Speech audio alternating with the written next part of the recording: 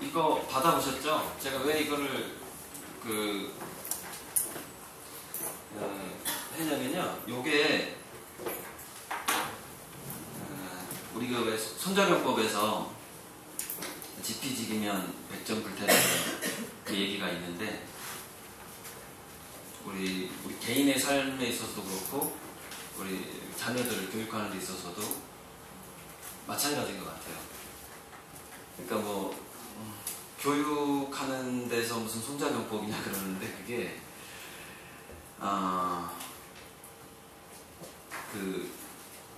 이 세상이 만들어진 원리 자체가 경쟁이라는 것 자체를 필연적으로 안고 있는 것 같아요. 필연적으로 안고 있어서 경쟁이라는 게 없으면은 일명 게임의 법칙이라는 것이 성립이 안 되거든요. 뭐든지 다 될 때는. 매트릭스라는 영화에서 요원이라는 사람이 이제 매트릭스라는 영화가 원래 거기서 나온 주인공 네오가 메시아를 상징을 해요. 그리고 이제 흑인 모피어스가 세례 요한을 상징하거든요. 그래서 이제 모피어스를 잡아다 놓고 요원이 하는 얘기가 있어요. 처음에 너희 매트릭스를 매트릭스라는 영화는 인간의 생체 에너지를 전기 에너지로 바꾸는 인간을 전부 건전지로 만들고 그렇게 만드는 공장이거든요. 거기가. 그래서 이렇게 얘기하죠. 그 공장을 만들었는데 처음에 인간들이 원하는 대로 다 잘 이루어질 수 있는 천국을 만들었다는 거예요. 천국을 만들었더니 너네들이 그것을 현실이라고 안 믿더라 이거야. 그래서 매트릭스 영화의 설정에서는 자기가 꿈을 꾸는데 그 꿈을 진짜라고 믿어야 되거든요. 그래야지 거기서 꿈에서 깨어나지 않고 계속 잠자면서 생체 에너지를 만들어내요. 그 영화의 설정이. 그런데 천국처럼 너희가 원하는 대로 뭐든지 다 되도록 설정을 해놓으니까 얘네들이 이게 현실이라고 안 믿더라 이거야. 그래서 이제 6번인가 실패를 하고 7번째는 1999년에 뉴욕이랑 비슷한 환경을 만들었다라는 거예요. 시뮬레이션, 가짜 프로그램을. 그래서 거기에는 범죄도 있고 고통도 있고 경쟁도 있고 막 그런 거죠. 회사에서 쫓겨나기도 하고 그런 식으로 설정해 놓으니까 너네들이 그걸 현실로 인식을 하더라라는 얘기를 합니다. 요원이. 그게 이 세상이 돌아가는 원리를 어느 정도 영화들이 철학적으로 담고 있거든요. 이와 비슷한 얘기가 제가 어떤 책에서 또 읽었냐면은 이마누엘 스웨덴보르그라는 사람이 있어요. 그 사람이 이제 상당히 지성인이었는데 이 사람은 갑자기 이제 몸에서 영혼이 빠져나가는 유체이탈이라는 거를 갑자기 경험을 하게 됩니다. 그래서 그 이후에 이제 연계를 막 왔다 갔다 하면서 책을 굉장히 많이 썼어요. 그래서 그 사람이 쓴 우리나라에 번역된 책들의 제목이 하늘 사람들 이야기도 있고요. 천국과 지옥, 제일 많이 알려진 게 천국과 지옥 있어요. 근데 제가 거기서 정말 인상 깊게 읽었던 구절이 뭐였냐면 이제 스웨덴보르그가 영계에 가서 지옥을 이제 관람을 하는 거예요. 그러니까 거기서 천사들이 이렇게 얘기해요. 지옥이라는 것과 천국이라는 것이 꼭 정해져 있는 게 아니고 사람들이 자기가 원하는 데를 간다는 거예요. 그게 무슨 얘기냐면 이건 우리 자녀교육하고 굉장히 깊은 관련이 있습니다. 자기의 가치관과 사고관이 맞는 나라로 간다는 거예요. 자기의 기본 무의식이라고 해야 될까요? 그런 가치관대로 가는데 예를 들어서 뭐냐면 지상에서 계속 도둑질만 하던 사람들은 도둑질을 할 수 있는 환경이 갖춰진 대로 간다는 거예요. 죽은 다음에도. 그래서 왜냐면 그게 자기 마인드니까 그렇게 살아왔으니까 자기가. 그래서 거기는 왜 지옥이 돼버리냐면 그 전날은 이 사람이 내 물건을 훔치고 그 다음날 되면 또 내가 저기 가서 그 사람 물건을 훔치고 계속 그런 사람들이 주로 많이 모여 살다 보니까. 근데 그 사람들은, 그 영혼들은 거기가 지옥이라고 생각하는 게 아니라 그냥 현실이라고 생각을 한대요. 그 매트리스랑 똑같아요. 자기가 죽어서 지금 뭐 천국과 지옥에 왔다라는 생각을 전혀 못 한대요. 그 사람, 그 영혼들은 못하고 거기서 그냥 맨날 도둑질하면서 사는 거예요. 뭐 폭력을 쓰던 사람 계속 폭력 쓰면서 살고. 또 재밌었던 거는 맨날 전도만 다니는 목사가 있는데, 그러니까 저주를 막 하는 거예요. 그러니까 내 말을 안 들으면 너희들은 지옥 갈 것이다. 그러니까 자기도 이미 죽었고 자기도 그 영계가 있는데 그걸 몰라요. 그걸 모르고 계속해서 전도를 하면서 다니는 거예요. 그러면서 사람들한테 내 말을 안 들으면은 너는 지옥 갈 것이다 하면서 계속 살아요. 그냥. 그러니까 그런 풍경들이 쫙 펼쳐집니다. 되게 이게 그냥 스토리라고 생각해도 돼요. 그냥 이야기. 그게 믿거나 말거나니까. 그래서 이제 그 선생한테 물어봐요. 그 스웨덴 보르고가. 아니 그냥 지옥 안 만들면 안 돼요. 그러니까 저 사람들도 그냥 다 가르쳐주고, 실제로 너가 그 잘못된 가치관에 빠져있기 때문에 지금 서로서로 고통을 주면서 살고 있는데, 응? 그렇게 좀 설득을 해주고, 천사께서 설득을 좀 해주고 지옥을 없애고 다 천국을 만들면 어떻네 그 얘기를 합니다. 그러니까 천사가 딱 이렇게 얘기해요. 지옥이 있는 이유는 딱 한 가지라는 거예요. 그게 뭐냐면은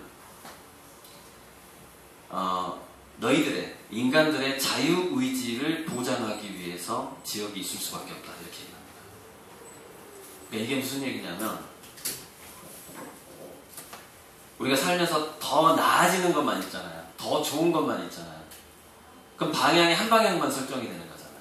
그죠? 그렇지 않다는 거예요. 인간은 더 좋아질 수도 있지만 나빠질 수도 있다는 거죠.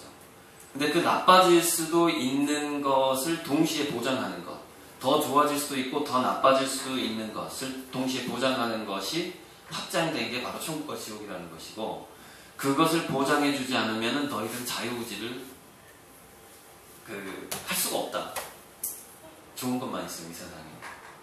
그러니까 무슨 얘기냐면, 우리가 모험을 한다는 거, 살면서 우리 자신의 미래하고 그 자녀의 미래 자체가 결정되어 있지 않다라는 것은, 그럼 무엇 때문이냐? 그 천사의 말에 의하면 선택의 자유를 보장하기 위해서라는 거예요.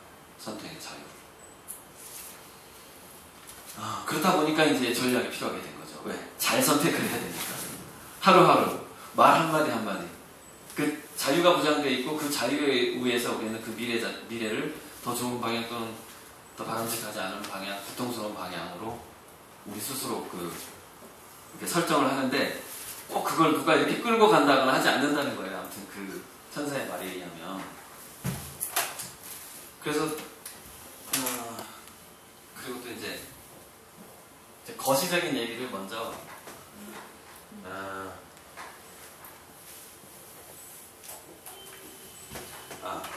세월호 문제도 있었는데, 최근에 이거는 모멸감이라는 책이 올해 3월에 나왔어요. 모멸감이라는 책이. 이 사람이 이제 김찬호 성공회대 대학교 사회학자예요. 초빙 교수네. 정식 교수는 아닌 것 같고 사회학을 전공한 그런 학자인데,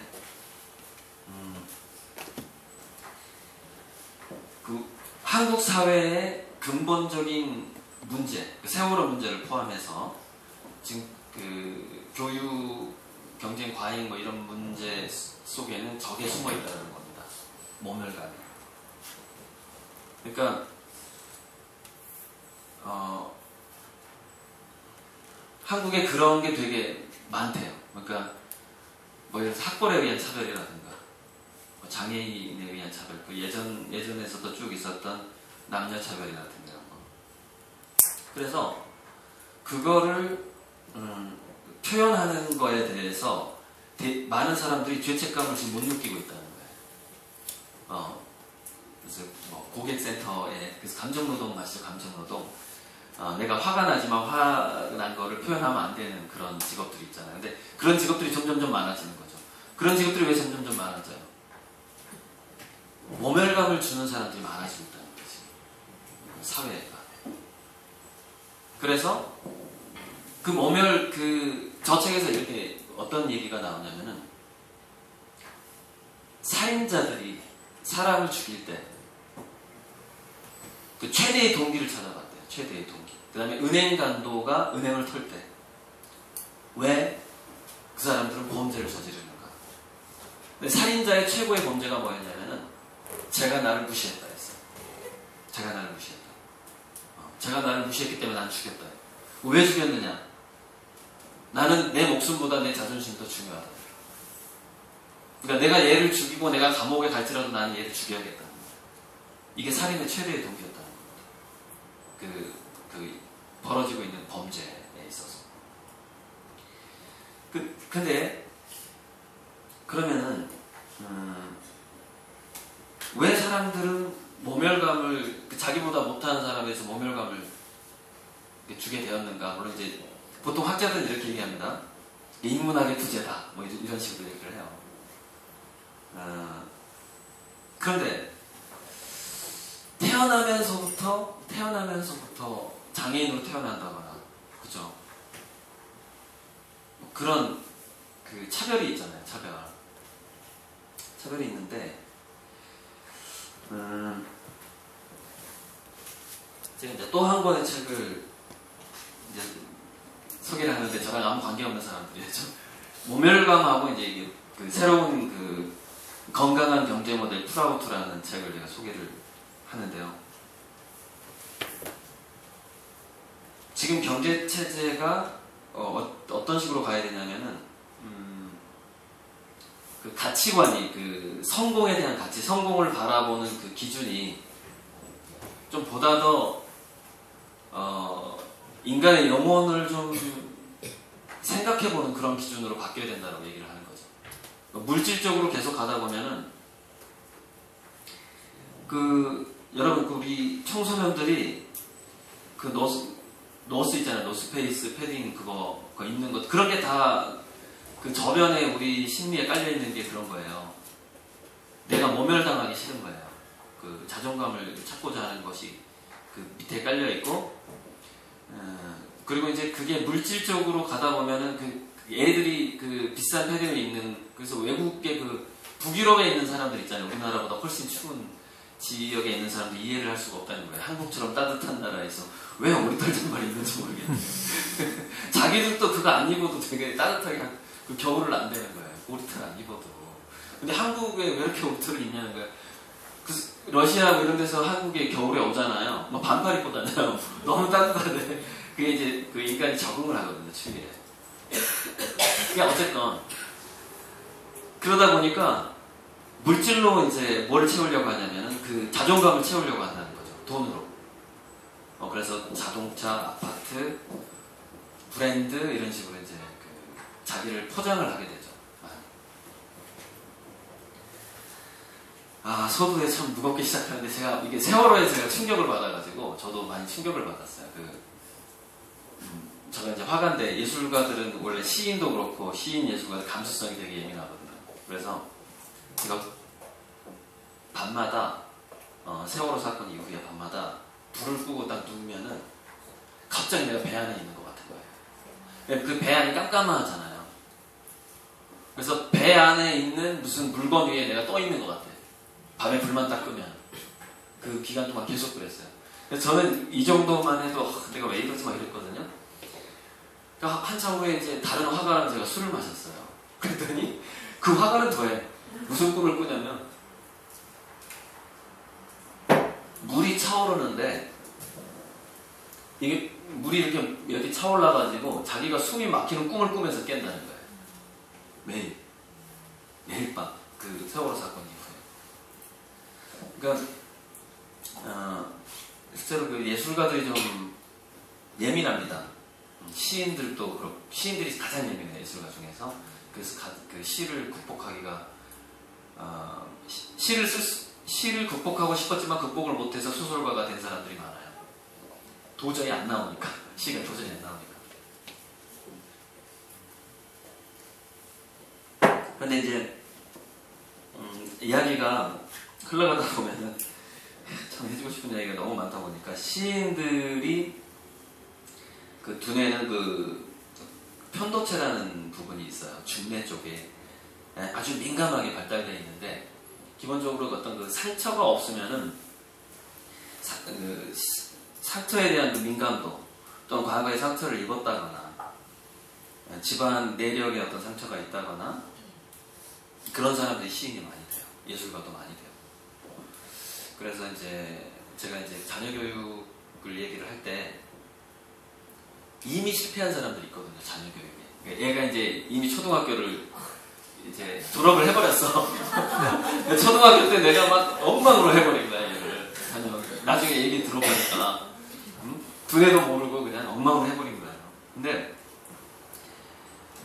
엉망으로 했든 내가 내 자식을 학대를 했든 간에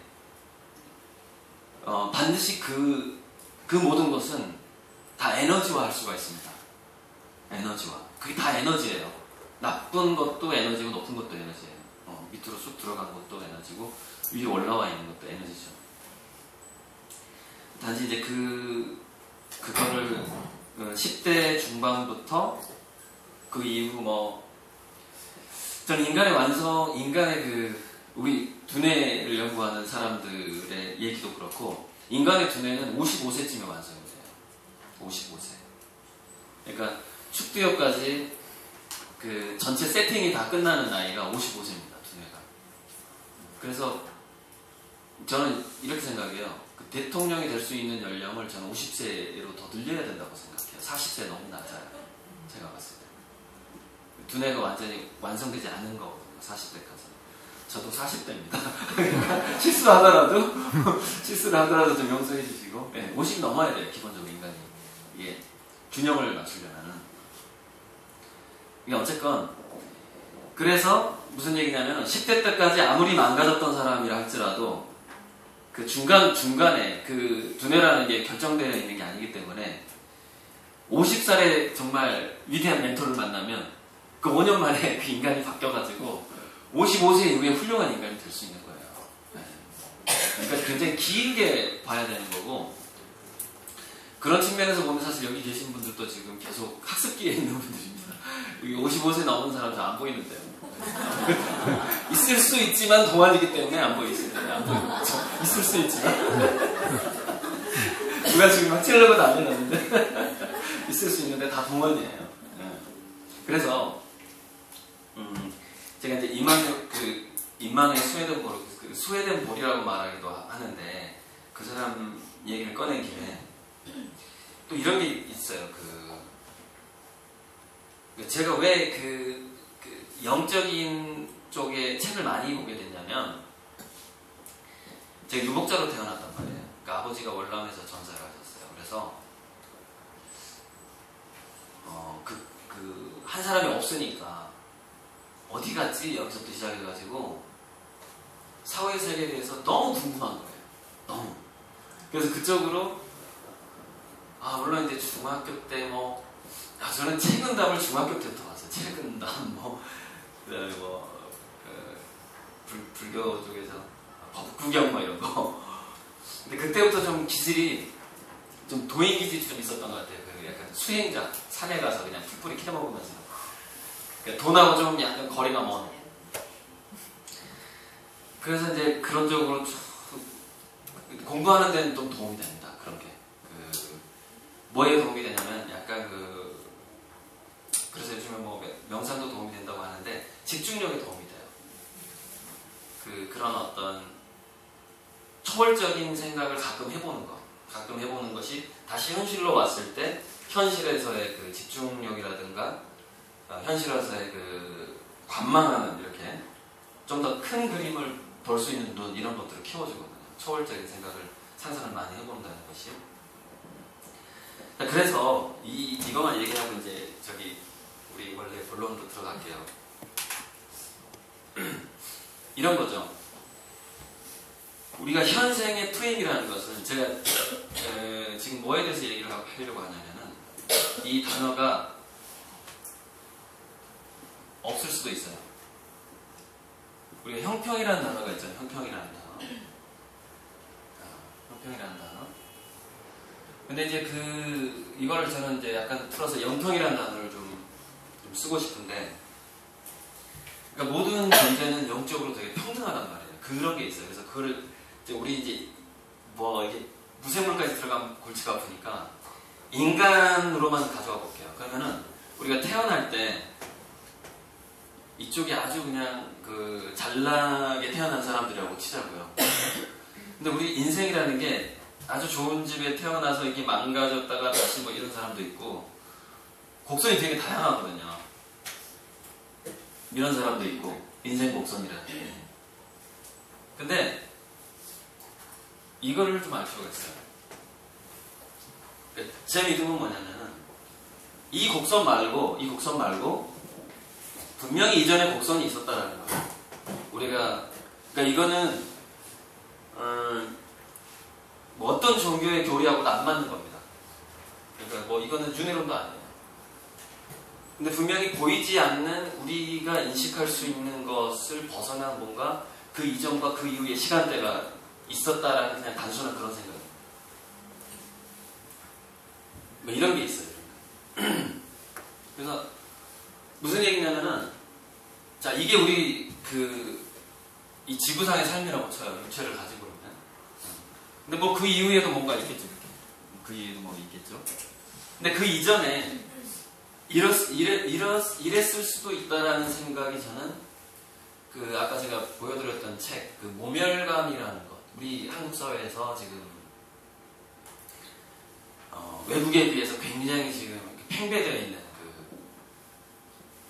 비교하는 문화, 남들하고 나를 비교하는 그 문화, 거기에서부터 비롯된 모멸감, 그리고 그 모멸감을 극복하기 위해서 자본주의적으로 급속도로 돈을 더 벌어야 되고 지위가 올라가야 되고 하는 거에 많이 지금 좀 포커싱이 돼 있는 이런 상태. 그러니까 지금 굉장히 멍청하고 장애인으로 태어났다 하더라도 이 사람의 이전의 곡선이 이 사람보다 높았을 수 있다는 거예요. 우리는 지금 한 단면만을 보고 있다는 것이죠. 그리고 이런 거 있습니다. 저는 그걸 이제 과정 상대성이라고 부르는데, 삶의 과정에는 이제 문화 상대론이라는 게 있어요. 그러니까 각 지역마다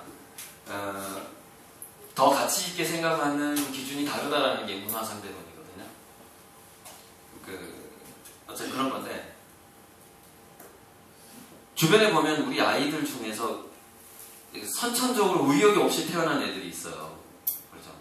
선천적으로 뭔가 발전에 대한 뭐 이렇게 욕망도 별로 없고, 내가 잘못 키워서가 아니라 내가 그렇게 타고난 애가 있단 말이에요.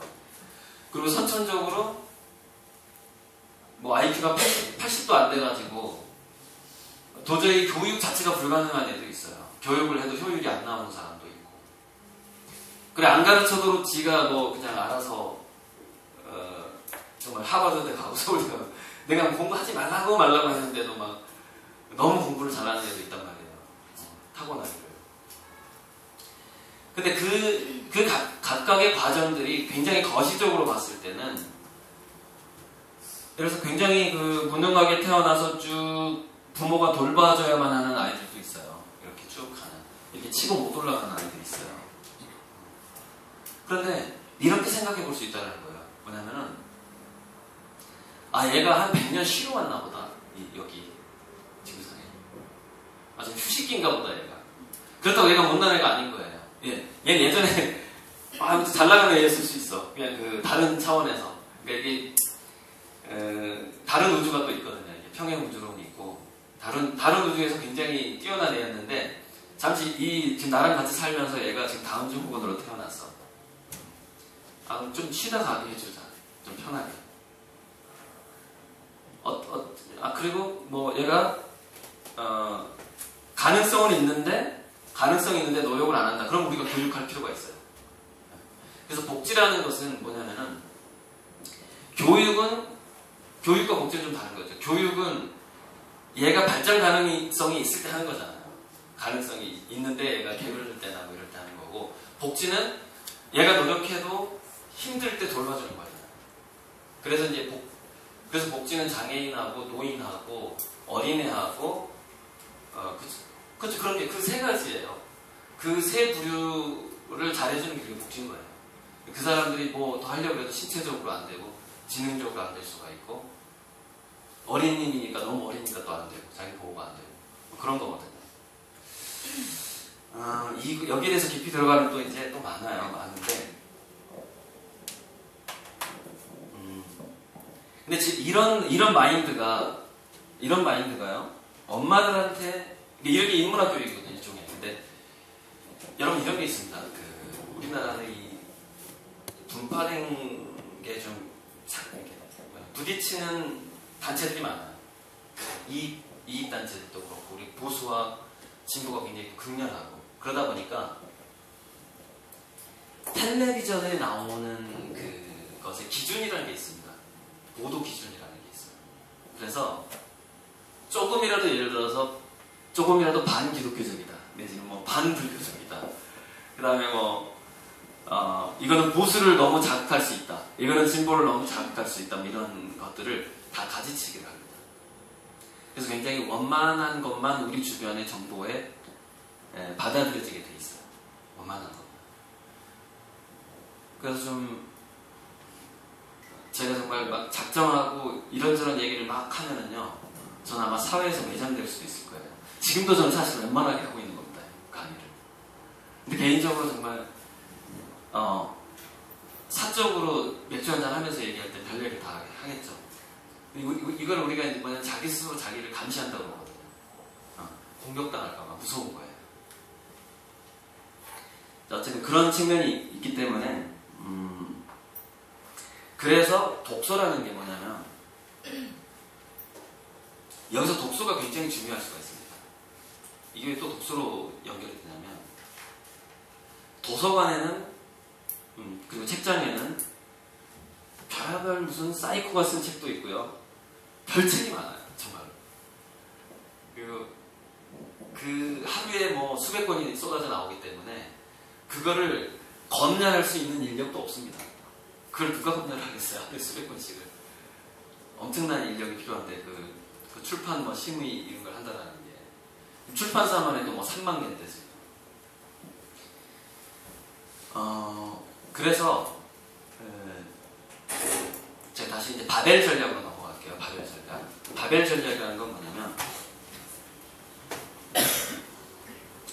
바벨 전략이란 말은 2008년에 금융위기를 유일하게 예측했던, 유일하게 이렇게 발표하고 해서 막 욕을 얻어먹었던 경제학자가 있어요. 나심 니콜라스 탈레브라는 사람이에요. 그 사람이 얘기한 건데, 이 바벨 전략하고 여러분 지금 자녀 교육하고, 이 바벨이 헬스장에서 쓰는 걸 말하는 겁니다. 물론 바벨탑의 바벨도 있을 수 있어요. 이렇게. 근데 둘 다 해당하는 것 같아요. 바벨 전략이라는 게. 그 바벨 전략이 뭐냐면은, 방금 제가 말씀드렸다시피 언론에서 우리가 쉽게 구할 수 있는 정보는 거의 대부분 통제를 당하고 있다고 보면 돼요. 그래서 어떤 정보들을 접하게 되냐면, 아주 진보적이거나 선진적이지도 않고 아주 보수적이지도 않고 쉽게 접할 수 있는 정보는 여기에 있는 정보를 접하게 됩니다. 중간에 있는 이거를 접하게 되죠. 그래서 특히 공교육은 이렇게 짜여져 있다고 보시면 돼요. 이 가운데 이쪽하고 이쪽을, 그래서 선행학습 금지법이 나온 거 아니에요. 네? 선행하지 말라는 거 아니야. 하지 말라는 거 아니야. 교육시키지 말라는 거 아니에요. 그럼 누구 쪽으로 하고? 여러분, 선행학습 금지법이 그게 그대로 적용되게 되면요, 부잣집 애들만 좋아져요. 보통 집 애들은 자기 진도에 맞게 더 나은 교육을 받을 수 있는 기회가 더 줄어드는 겁니다. 공교육에서 그거를 그냥 못하게 해버리면은 얘네들이 비싼 돈 주고 과외를 할 수가 없잖아요. 그 공교육 내에 있는 뭔가 뜻이 있고 재능 있는 애들이 있다고 칩시다. 근데 얘네 집이 가난해. 그냥 한 번에 보낼 수가 없어. 공교육 내에서 얘네들을 보살펴주지 못하면, 공교육 내에서 뒤떨어진 애들을 이끌어주지 못하면, 걔네들 어디 가서 그걸 받으라는 얘기예요, 어디 가서. 사실 여러분 돌아다니시다 보면은, 가난해가지고 웅진 책도 못 사는 사람도 있을 거야, 아마. 지금 책도 못 사는 사람들. 아무튼, 바벨 전략이라는 게, 이 바벨탑의 전략은 이런 거라고 볼 수가 있어요. 여기서, 이 바벨탑이 그 성경에 나오는 얘기잖아요. 바벨탑이 상징했던 게 뭐냐면은, 이제 이걸 인간의 오만을 상징한다고 하잖아요. 그러니까 어떤 성공 기준에 대한 하나의 탑이라고 보시면 돼요, 바벨탑을. 성공 기준에 대한 하나의 탑인데, 여기서 이제 그 비유는 이렇게 나오죠. 인간들이 신에게 도전을 하려고 하는 거야. 도전을 하려고 해서, 첫 번째, 딱 한 가지만 조치를 취하죠, 신이. 그게 뭐였냐면은, 언어를 다 다르게 해버리는 거예요. 의사소통이 안 되게 해버리는 거죠. 네. 근데 거기서 우리가 생각해 볼 수 있는 거는 다양성이에요, 다양성. 근데 이 다양성을 인정하는 방식으로, 그러니까 각자, 그 모든 내 자녀가 지금 뭐 교육에서 주장하는 거, 그 잘난 사람들이 주장하는 그 언어 체계에 꼭 이게 들어가게 하려고 지금 우리가 봤을 때 그 성공의 체계에 들어가려고 한다라는 것 자체가 위험할 수 있다라는 걸 이제 제가 쭉 얘기할 거란 말이에요. 그래서 이제 그게 바벨 전략인데 어쨌건 나심 니콜라스 탈렙은 이렇게 얘기를 합니다.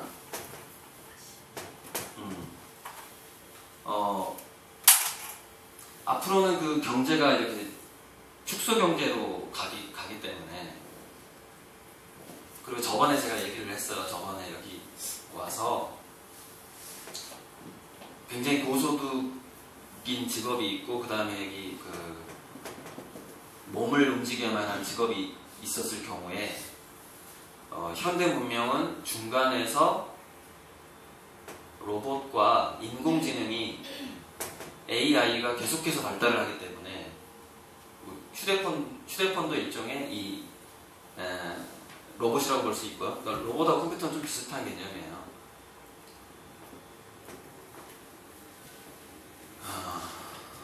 그러니까 로봇하고 컴퓨터, 그 다음에 인공지능, 이게 컴퓨터가 좀 더 발달해서 인공지능이 되는 거죠. 요게 지속적으로 인간의 직업을 뺏는다고 했어요. 쟤네들이 할 수 있는 역할이 많아지기 때문에. 그래서 로봇하고 컴퓨터하고 인공지능이 할 수 없는 일이 많이 남게 되거든요. 근데 여기서 우리가 이제 바벨 전략을 한번 생각해 봐야 되는 거죠. 지금 보통 공교육에서는 이 중간 전략을 취하고 있기 때문에 이쪽이 뭐 선진적인 굉장히 진보적인 전략이라고 쳤을 때는 이쪽에 있는 교육은 어떤 교육을 말하냐면 로봇과 컴퓨터가 인공지능이 나와도 걔네들이 침범할 수 없을 정도로 굉장히 뛰어난 어떤 그런 직업을 가지라는 거거든요. 그걸 생각해 보라는 거예요, 이게. 바벨 전략은 양극화 전략이라고 볼 수도 있어요. 그리고 이거는 뭐냐면, 우리가 그 9가지 지능 중에서 특히 자연 친화 지능 있잖아요. 그 다음에 대인관계. 이거 두 가지가 저쪽이에요. 저쪽이라고 보면 되는데. 그러니까,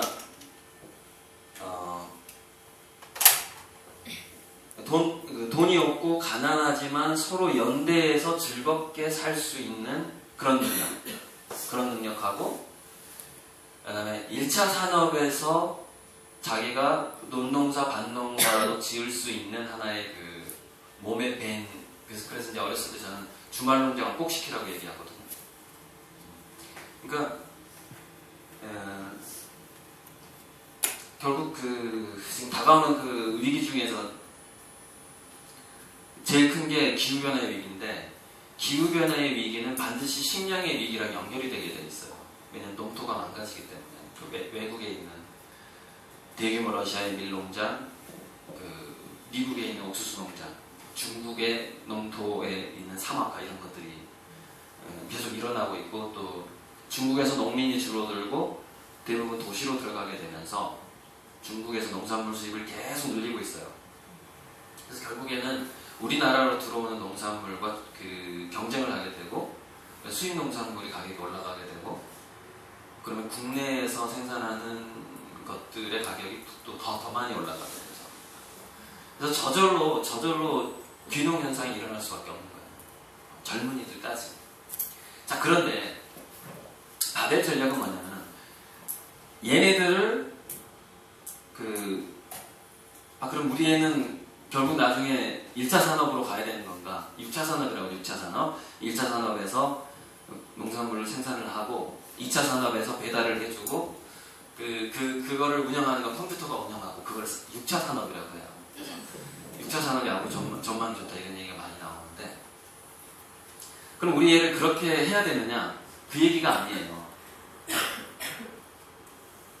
나중에는 궁극적으로 로봇과 컴퓨터가 AI, 인공지능이 하는 영역에서는 인간이 줄어들게 되고 인간은 다른 데로 다 나간단 말이에요. 이쪽으로 가거나 이쪽으로 간단 말이에요.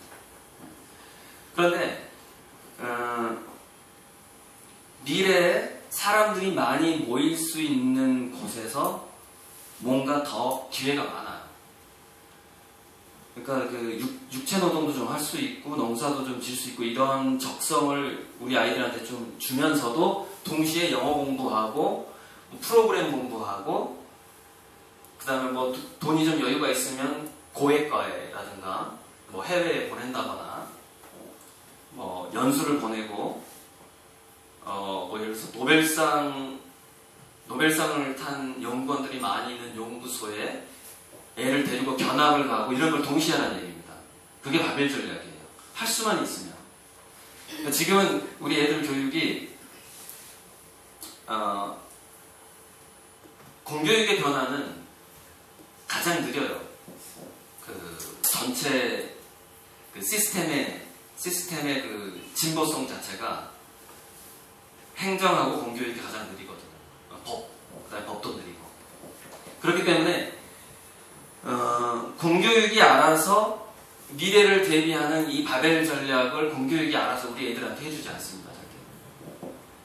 그거는 아주 운 좋은 선생님을 만난 담임선생님을 만난 극소수의 아이들만 누리는 그런 거의 100명 중에 1명 정도의 100분의 1의 그런 확률 그런 애들이나 이제 그 미래를 대비하는 선생님들을 만나게 되죠. 그래서 그런 아이들은 이 바벨 전략을 받게 되는데 지금 여러분 바벨 전략을 가장 잘하는 학교가 미국의 실리콘밸리 안에 있는 발도르프 학교잖아요. 생각해보세요. 가장 돈을 지금 현재 고효율로 많이 벌고 있는 사람들이 가장 많은 곳이에요. 실리콘밸리가. 근데 왜 그 사람들은 아이들을 가급적 초등학교나 또는 15살 때까지 검색을 못하게 할 거예요. 스마트폰으로. 바벨 전략을 취하고 있는 거거든요. 굉장히 자연친화적이면서도 그 자연의 그 창조성을 그대로 어렸을 때 흡입할 수 있도록 해주는 거예요. 여러분 자연의 창조성이 왜 중요하냐면 이렇게 얘기합니다. 진화생물학자들은 자연계의 생명체는 예전에는 30억 년이라고 했는데 최초의 생명체가 탄생한 순간을 지구가 45억 년이라고 하잖아요. 45억 8천 년. 그런데 약 5억 년 후부터 지구상에 생명체가 생기기 시작했다라는 거예요. 과학자들이. 그래서 40억 년의 실험을 거쳤다라고 얘기를 합니다. 자연은. 그래서 우리가 발견을 할 수는 없지만 어렸을 때 특히 이제 3살에서 7살 이제 얘네들이 활동을 막 시작할 그 나이 8살 이전에는 아이들이 그 흡수하는 능력이 어른하고 틀려요. 흡수력이 굉장히 좋습니다. 그래서 제가 이걸 대구 강의에서 해서 지금 유튜브에 강의 올린 게 하나 있는데 3살부터 7살까지 애들은 지금 본론으로 약간 들어간 겁니다. 강의하다가 3살부터 7살까지 애들은 엄마 아빠의 말보다는 태도, 관계 그러니까 엄마 아빠가 주변 사람들하고 어떻게 관계를 취하는가 둘이 얘기할 때 표정이 어떻고 태도가 어떤가, 서로 공평한 대화를 하고 있는가, 존중해주는 대화를 하고 있는가, 아니면 우리 집 마당에 있는 강아지까지도 이 엄마 아빠가 동등한 생명체로서 존중을 해주고 있는가, 이런 것들을 흡수합니다. 7살 이전의 애들은 말을 흡수하는 게 아니에요. 그러니까 특히 이제 10살 이전의 애들은 그래서 성공에 대한 개념도 없고 명문대에 대한 개념도 거의 없어요. 근데 그런 것들을 굉장히 일찍 꺼내기 시작합니다. 근데 그 유명한 거 있잖아요.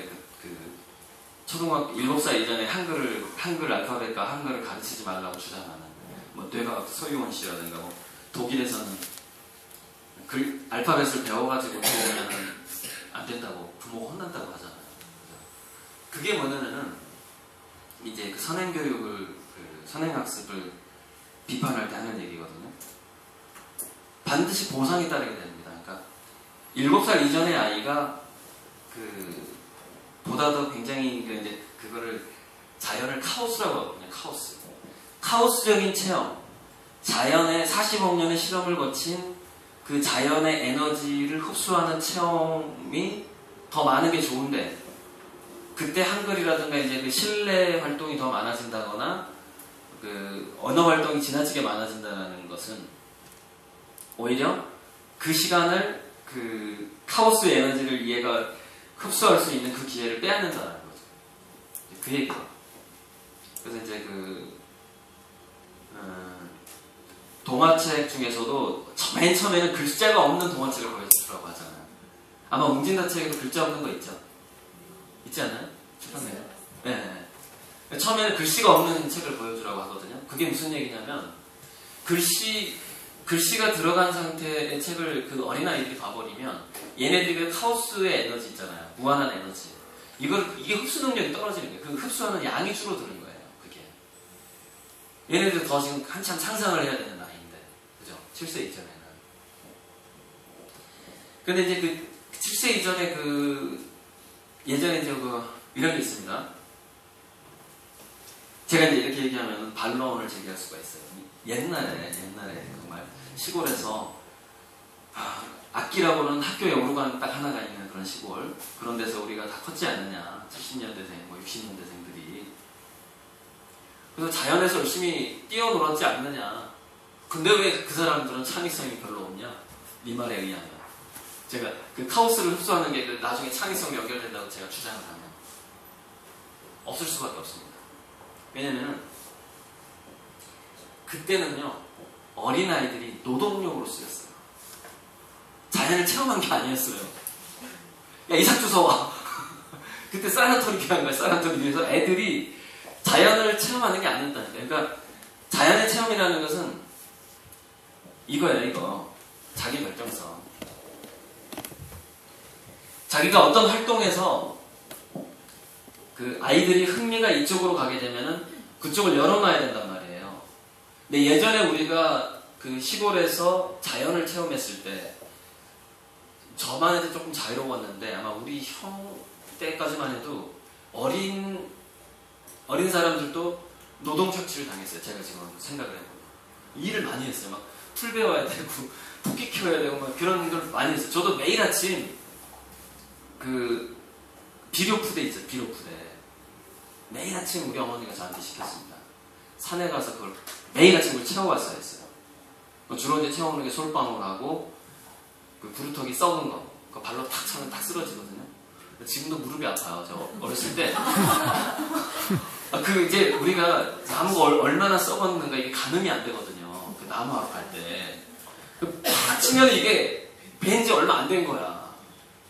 그럼 얼마나 아픈지 몰라, 이게. 무릎이 그 어린 나이에도. 솔방울 줍고 이제 구루터기 담고 해서 우리 형이랑 나랑 이제 한 부대씩 채워가지고 그걸 연료로 썼단 말이에요, 집에서. 아무튼 이런 식이었어요. 무슨 이제 뭐 재밌는 체험이 아니라 일이었어요, 일. 그 자연을 체험하는 것이 일로서 다가가게 되면은 그 카오스의 그 에너지, 얘가 우리 아이들이 그 자연스럽게 흐름을 따라서, 자연이라는 게 자연이잖아요, 그야말로. 그 흐름을 따라가는 게 자연이잖아요. 그런 체험이 아니라 의도된 어떤 그 계획된 체험이라는 것은 그만큼 카오스 에너지를 아이가 흡수하는 게 약해지는 거죠. 그래서 지금 얼마 흘렀나 하여튼 드디어 슬슬 이 오리엔테이션하고 휴식을 할게요. 휴식을 하고 이 다음 강의는 본격적으로 이제 그 뭐라고 할까 약간 좀 더 현실적이면서도 신박하면서도 네, 그런 식으로 할게요. 그래서 이거를 이제 그 1번, 2번, 3번 해가지고 쭉 읽어드리면서 해법들을 척척척 제시하고 그 다음에 제가 오리엔테이션에 얘기했던 이 바벨 전략에 의하면은 우리는 어떻게 아이들을 준비시키는 게 좋을까, 그리고 내가 어떻게 할까, 이런 식으로 해서 그 아이를 위한 바벨 전략인데 사실 우리 엄마들부터 자기 스스로의 그런 전략을 가지고 있어야 돼요. 미래를 생각하는 그런 바벨 전략. 무슨 얘기냐면 평균을 계속해서 따라가다 보면은 세월호 같은 사태를 맞이할 수도 있다는 거죠. 평균적으로 다 같이 망할 때 그냥 다 같이 망할 거예요. 이렇게. 그게 이제 그래서 바벨 전략이 필요한 거죠.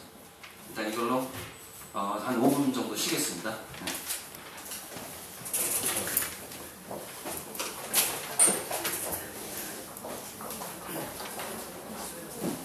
이게 지금 꺼진 게 아닌데 이거 누르면 몇 번? 볼게요. 몇 분이 됐나?